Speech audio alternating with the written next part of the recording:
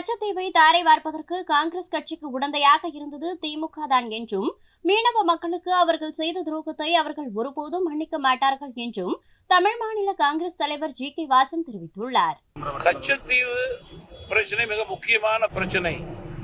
ஒரு காலத்திலே காங்கிரஸ் கட்சி எடுத்த முடிவுக்கு உடந்தையாக துணை போன்றது.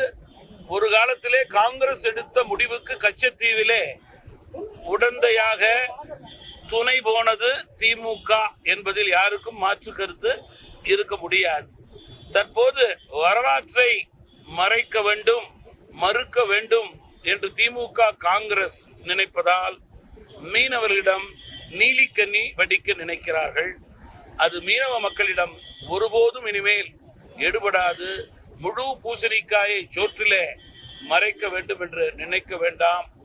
மீனவர்கள், தமிழக மக்கள் உங்களை மறக்கவே மாட்டார்கள். நீங்கள் ஏமாற்றியதை, அந்த வாக்கு உங்களுக்கு கிடையாது என்பதை உறுதிப்படுத்திக் கொள்ளுங்கள். 2024ஆம் ஆண்டு இந்த நாடாளுமன்ற தேர்தல் எங்களுடைய கூட்டணியினுடைய சட்டமன்ற தேர்தலுடைய வெற்றிக்கு அடித்தளமாக அமையும்.